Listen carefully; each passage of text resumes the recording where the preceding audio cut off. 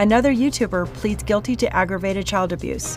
One of Cal Ranch store burglars is still on the run, and a man is arrested for allegedly pointing a gun at another driver. You're watching St. George News at 5. Good afternoon, I'm Christy Langenheim. Jody Hildebrandt is the second of two defendants who is being charged with multiple counts of child abuse after two severely malnourished children bound in duct tape were found back in August. Here's Cody Blowers with the Hildebrandt hearing. On Wednesday, 54-year-old Jody Ann Hildebrandt of Ivans made an appearance in 5th District Court in St. George, where she pleaded guilty to 4 of the 6 second-degree felony counts of aggravated child abuse, charges that were filed following the discovery of 2 minor children that were found malnourished and injured in Ivans back in August. The state was represented by Washington County Attorney Eric Clark and Prosecutor Ryan Sham, while Hildebrandt was represented by Defense Attorney Douglas Terry. And how do you plead to count 1, aggravated child abuse, a second-degree felony? Guilty. And to count 3, aggravated child abuse, a second-degree felony? Guilty. To count 5, aggravated child abuse, a second-degree felony? Guilty. And to count 6, also aggravated child abuse, a second-degree felony? Guilty. Hildebrandt and her co-defendant, Ruby Frankie, who pleaded guilty to the same 4 charges during a hearing held 2 weeks ago, are scheduled to be back in court on February 20th for sentencing. Thanks, Cody.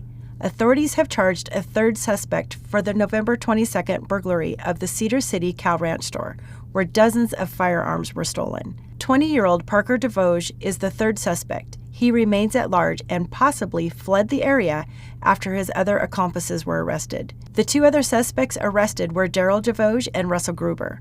All 3 are facing charges including aggravated burglary and theft of firearms. The surveillance footage shows multiple burglars entered the store on 2 separate occasions and stole around 75 guns in total. If you have any information on Parker DeVoge's whereabouts, please contact the Cedar City Police Department. The Utah Highway Patrol reports that a man was arrested after allegedly pointing a gun at a semi-truck driver before causing a collision on I-15 near Parowan. Kerry Kennedy is facing charges of aggravated assault and unsafe lane travel. Kennedy claimed he only pointed his finger at the semi's driver, but later admitted to having a pistol inside a backpack on his backseat. Police searched the backpack and found a Glock 26 9mm, which matched the truck driver's description of the firearm. Kennedy was then booked into the Iron County Jail. And now I'll send it over to Sheldon and Mary to give us a quick breakdown of what's going on for New Year's Eve weekend in St. George.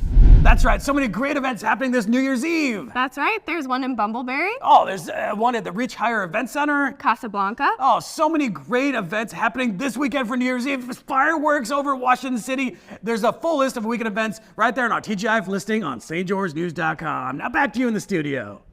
Thanks, guys. St. George News reporter Jesse Bang recently sat down with a retired elementary school teacher who is using a unique art practice to create amazing designs on silk.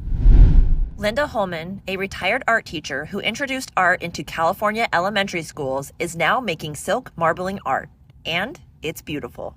Depending on how you use the rakes to drag it through the paint, it creates the different designs. Creating everything from scarves to canvas and paper, she's loved the creativity that comes along with it. What you do now, it's called a rake or a comb.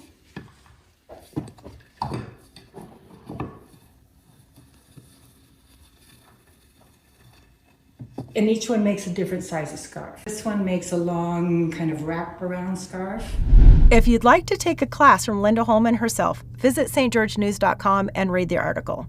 And now to Cannon Seacrest to give us what happened this past week in sports. Thanks, Christy. The Utah Tech redshirt sophomore Maddie Warren was named Western Athletic Conference Player of the Week on Tuesday. Warren was a big reason the Trailblazers were able to snag a win over Oregon last week, knocking down a career-high 6 3-pointers and ended the game with 21 points. SUU men's basketball snapped a 2-game losing streak after beating Middle Tennessee 69-63. The leading scorer for the T-Birds was sophomore Parsifala with 20 points, shooting 8 for 14 from the field and pulling down 9 rebounds. And in Region 9 boys basketball, Dixie started region play with a win over Crimson Cliffs, beating them 75-59, and Brecken Robinson led the Flyers with 24 points. Pineview also beat Desert Hills 73-58. The Panthers took a 25-point lead at the half, and it fueled them to grab their 4th win in a row. The Panthers' leading scorer was senior Nash Schroeder, who ended the game with 34 points. Cedar pulled out a win against Hurricane, putting up 21 points in the fourth quarter, with the final score being 65-56 for the Reds. And for Region 9 girls basketball, Dixie's girls ended up beating Crimson Cliffs as well, with the final score being 52-32. Cedar also pulled out a close win against Hurricane, beating the Tigers 49-48. The game came down to a three-pointer by the Tigers that was wide left, and the Reds came out with the win. And lastly, Desert Hills protected home court with a dominant win over Pineview, beating the Panthers by 42 points, the final score being 68-26 for the Thunder. Now back to you, Christy. Thank you for watching St. George News at 5. I'm Christy Langenheim with St. George News, your #1 source for local news. This has been St. George News at 5.